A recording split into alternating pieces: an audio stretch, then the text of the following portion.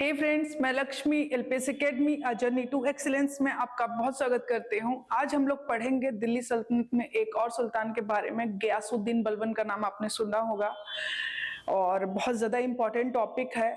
सबसे ज्यादा जब भी बलबन का नाम आता है तो लौह और रक्त की नीति, राजत्व का सिद्धांत, अफ्र-शियाब, ये सारी बातें हमारे दिमाग में सबसे पहले क्लिक करती हैं। अफ्र-शियाब ये शब्द आपको शाहनामा मिलेगा ना, शाहनामा में मिलता है। और अगर बात करें राजत्व सिद्धांत की तो बर्नी की कृति है वसाया। वसाया में इसका बहुत अच्छे से वर्णन हुआ है राजत्व का। राजत्व सिद्धांत अगर बोला जाए तो जो दिखावटी मान मर्यादा प्रतिष्ठा था उसको उसने राजत्व के लिए आवश्यक बना दिया था। अभी हम डिटेल में पढ़ेंगे।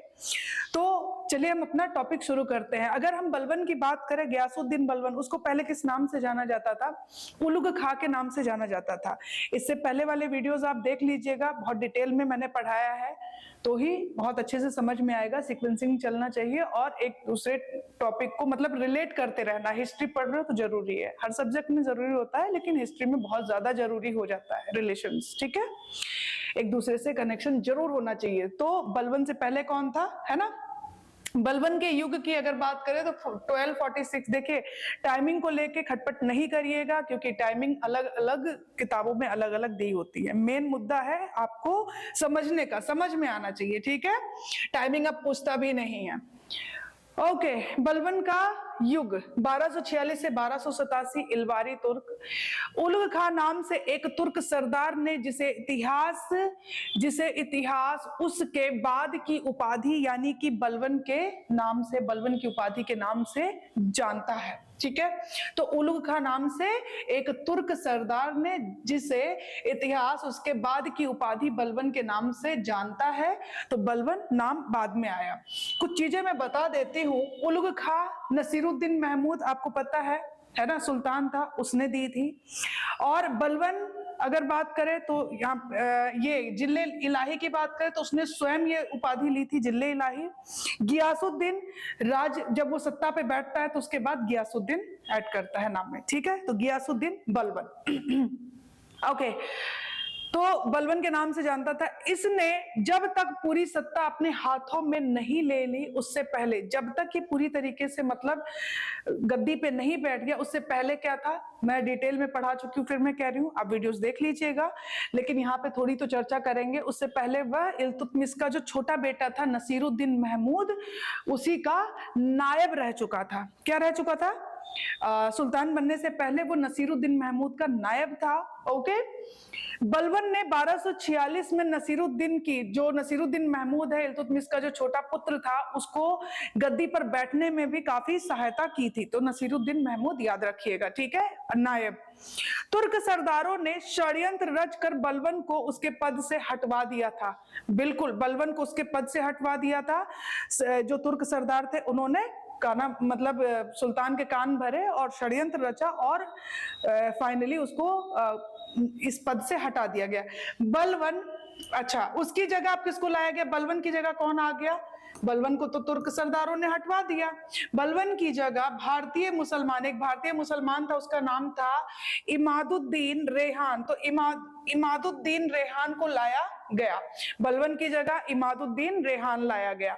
बलबन अब देखिए, बलबन तो पद से हटा दिया गया, अब बलबन लगा हुआ है दोबारा से अपनी प्रतिष्ठा, अपनी मान मर्यादा को वापस लाने में, अपने उस पद को वापस लाने में, या फिर उससे ज्यादा ही कुछ पाने में, पूर्ण सत्ता को हासिल करने में लगा हुआ था।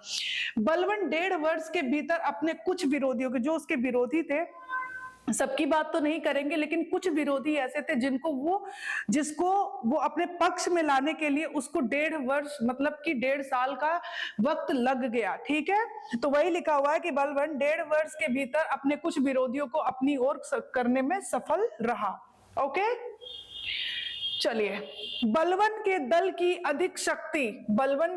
अधिक शक्ति के आगे झुककर सुल्तान महमूद ने रेहान को, जो सुल्तान था नसीरुद्दीन महमूद, इल्तुतमिश का छोटा बेटा, वो एटलास होता क्या है कि बलबन शक्तिशाली हो जाता है, उसकी शक्ति के आगे उसे झुकना पड़ता है। ठीक है, और फाइनली क्या होता है, रेहान, जिसको इसको मतलब बलबन को हटाकर लाया जाता है ना, एक भारतीय मुसलमान को, रेहान को दोबारा से अबदस्त कर दिया जाता है, यानी उसे हटा दिया जाता है। तो बलबन के दल की अधिक शक्ति के आगे झुककर सुल्तान महमूद ने क्या किया, नसीरुद्दीन महमूद ने रेहान को उसके पद से दोबारा से हटा दिया। ओके, तुर्क सरदारों की भावनाओं को ध्यान में रखकर बलबन स्वयं गद्दी पर नहीं बैठा। अच्छा, इसने ये गलती नहीं की, ये कहीं लोगों के दिमाग में ये ना चला जाए कि ये गद्दी के लिए सब कुछ कर रहा था, ठीक है, तो वो गद्दी पर नहीं बैठा। तुर्क सरदारों की भावनाओं को ध्यान में रखते हुए उसने एक समझदारी भरा कदम उठाया, वो बलबन जो है स्वयं गद्दी पर नहीं बैठा। 1265 ईस्वी में जब सुल्तान महमूद की मृत्यु हो गई, तब बलबन ने एक सत्ता पर अपने दावे को मजबूत करने के लिए, जब नसीरुद्दीन महमूद जो सुल्तान था, जब वो मर जाता है ना, उसके बाद बलबन क्या करता है, सत्ता पर अपनी पकड़ को बनाने के लिए, अपनी पकड़ को मजबूत करने के लिए ऐलान किया कि वह दंत कथाओं के मशहूर ईरानी बादशाह अफ्रशियाब, शाहनामा में ये शब्द मिलेगा अफ्रशियाब, ठीक है, अफ्रशियाब का वंशज था। ठीक है, समझ में आया, बहुत ज्यादा इंपॉर्टेंट है ये। उसने महत्वपूर्ण सरकारी पदों पर उन लोगों को बिठाने से भी इनकार कर दिया जो कुलीन वंश के नहीं होते थे, मतलब ये उच्च जो जाति के लोग होते थे, उच्च वंश के लोग होते थे, उनको ही महत्वपूर्ण पदों पर रखता था और छोटे लोगों को नहीं रखता था। ठीक है, तो उसने महत्वपूर्ण सरकारी जो पद होते थे उन पर सिर्फ कुलीन वंश के लोगों को ही नियुक्त करता था। साथ ही जनता का विश्वास जीतने के लिए घोर निष्पक्षता के साथ न्याय किया करता था। जनता का विश्वास भी उसने खूब जीता, उसने निष्पक्षता के साथ न्याय भी किया। आंतरिक गड़बड़ियों से निपटने तथा पंजाब से मंगोलों को पीछे हटाने के लिए उसने सैन्य विभाग का क्या नाम था, दीवाने अर्ज का गठन किया। तो याद रखिएगा, ये सैन्य विभाग था, दीवाने अर्ज किसने लाया, बलबन ने। ठीक है, तो याद रखिएगा सैन्य विभाग कौन लेके आएगा, जो बलवान होगा, है ना, दीवाने अर्ज। बलबन ने रक्त और तलवार की नीति भी अपनाई। लाहौर रक्त की नीति इसी के लिए फेमस है, राजत्व के लिए फेमस है। अमीर उसकी बराबरी नहीं कर सकते थे और इसी पर वो अपने आप को बड़ा दिखाने के लिए, हालांकि वो पहले से सुल्तान है, उसको ये करने की जरूरत क्या थी, लेकिन फिर भी उसने अमीरों को उनकी बराबरी नहीं, मतलब कि सुल्तान की बराबरी नहीं कर सकते, इस पर उसने जोर देने के लिए क्या किया, सिजदा मतलब था झुककर, सिर को झुकाकर जमीन तक ले जाना, सिजदा और पैबोज। ठीक है, ये कई बार डिफरेंस पूछता है कि सिजदा और पैबोज में क्या डिफरेंस है। ठीक है, तो एक याद कर लीजिए, दूसरा याद रहेगा। सिजदा क्या है कि झुककर सिर को जमीन तक ले जाना, और पैबोज क्या था, बादशाह के जो पांव थे ना उसको चूमना। बादशाह, जो भी कोई जा रहा है वो पहले बादशाह के पैर को चूमेगा। ठीक है, तो सिजदा और पैबोज ये जैसे रस्मों को उसने क्या किया, बनाया। ठीक है, बलबन की मृत्यु 1287 में होती है और आपको पता है कि बलबन की मृत्यु के बाद कोई ऐसा था नहीं, तो क्यूमर्स है ना, कैकू बाद वो बनता है। खैर, हम यहाँ पे बात कर रहे हैं बलबन की मृत्यु। उसके बाद सुनिए क्या हुआ। दिल्ली में फिर कुछ समय तक अव्यवस्था फैली रही, क्योंकि कोई ढंग का था ही नहीं, है ना, कोई उत्तराधिकारी ही नहीं था। बलबन का उत्तराधिकारी शाहजादा मुराद पहले ही मंगोलों के साथ भिड़ंत में मारा गया था, अच्छी तरीके से पता है। दूसरा बेटा जो बुगरा खा था, वो बंगाल और बिहार में शासन करने के लिए ज्यादा जोर दे रहा था। ठीक है, तो दो बेटे बलबन का उत्तराधिकारी शाहजादा मुराद कहाँ मारा गया, मंगोलों के साथ जो लड़ाई हुई थी, और दूसरा बेटा बुगरा खा, वो बंगाल और बिहार में शासन करने पर ज्यादा उसका ध्यान था। बलबन ने चालीसा, अच्छा, बलबन जब पद पे आता है ना, तो वो सबसे पहले खूब वाकिफ था कि ये जो चहलगानी था, चालीसा था, ये इसने आतंक मचा रखा था, तो इसको अच्छे से पता था अगर ये रहा ना, मतलब चहलगानी अभी भी कायम रहा ना, तो मैं नामुमकिन है कि मैं शासन मतलब कर पाऊं।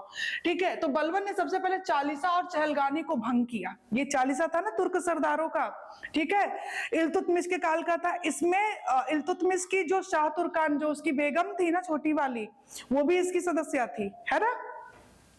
बलबन के समय तक ये जो चालीसा था ना, बलबन के समय तक क्या तुर्क सरदारों का यह अत्यधिक निरंकुश है ना, और महत्वाकांक्षी तथा प्रभावशाली हो चुका था। ठीक है, बलबन ने उलेमाओं के महत्व को कम करने के लिए, उलेमा वर्ग को उनको बताने के लिए कि तुम ज्यादा महत्वपूर्ण नहीं हो, उसने उनसे विचार विमर्श करना, उनसे परामर्श लेना ही बंद कर दिया। ठीक है, तो बलबन ने उलेमाओं के महत्व को कम करने के लिए उनसे, मतलब उलेमाओं से उसने परामर्श लेना भी बंद कर दिया। सैन्य संगठन को प्रभावी बनाने के लिए दीवाने आरिज, सैन्य विभाग भाई दीवाने आरिज, ठीक है, का गठन किया। और इसका प्रमुख किसको बनाया था, ये इंपॉर्टेंट है, इमाद उल मुल्क।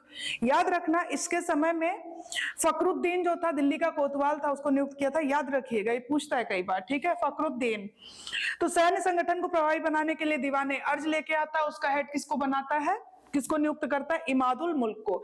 गुप्तचर व्यवस्था की बात करें और न्याय व्यवस्था की, तो ये भी बेहतरीन थी, इसको ज्यादा महत्व दिया इसने। तो गुप्तचर व्यवस्था और जो न्याय व्यवस्था थी उसको भी महत्व दिया गया। इस विभाग का नाम क्या किया, बरीद। जब भी शब्द बरीद आए याद रखिएगा, वो हमेशा गुप्तचर से ही रिलेटेड होगी। गुप्तचर जो शत्रुओं पे छुप कर ध्यान, मतलब उन पे नजर रखते थे, है ना, खुफिया टाइप के। तो बरीद मुमालिक तथा इसका जो अधिकारी होता था वो कौन होता था, बरीद। ठीक है, न्याय व्यवस्था का शीर्ष अधिकारी राजा स्वयं होता था, सुल्तान स्वयं होता था। लेकिन याद रखिएगा, अगर ये पूछा जाए कि राजा के बाद कौन होता था, काजी का नाम याद रखिएगा। ठीक है, काजी का नाम याद रखिएगा। 1279 की बात करें तो 1279 ईस्वी, तो इसमें बलबन ने बंगाल अभियान किया और तुगरिल खां वेग के विद्रोह का दमन किया। और याद रखिएगा कि ये जो तुगरिल खां वेग है ना, इसके विद्रोह का दमन करने के लिए इसे 2 वर्ष का समय लग गया था। कितना, 2 वर्ष का समय लग गया था। चलिए, बलबन का राजत्व सिद्धांत, अभी मैंने बताया था बलबन का राजत्व सिद्धांत। बसाया, क्या नाम है, बसाया, एक सेकेंड, बसाया में संकलित है। बसाया किसकी है, बरनी। ठीक है, उसके अनुसार सुल्तान जिल्ले इलाही ईश्वर का प्रतिरूप है, राजत्व के सिद्धांत। ठीक है, सुल्तान नियाबते खुदाई यानी ईश्वर का प्रतिनिधि है और उसका स्थान पैगंबर के बाद आता है, पैगंबर के पश्चात आता है। उसने ईरानी त्योहार नौरोज, 9 वर्ष होता है ना, न्यू ईयर, नौरोज क्या है, 9 वर्ष। ठीक है, ईरानी त्योहार नौरोज की प्रथा प्रारंभ की तथा अपनी शासन पद्धति में शालीनता हेतु सामान्य लोगों से मिलना बंद कर दिया, शराब पीना बंद करवा दिया, खुद भी बंद कर दिया, सार्वजनिक रूप से अपनी भावनाओं को प्रकट करना, इन सब पर प्रतिबंध लगा दिया। ठीक है, ओके, अब राजत्व सिद्धांत को देखते हैं। क्या है ये, दिखावटी मान मर्यादा, पहले ही बताया मैंने, उसको आवश्यक बनाया इसने।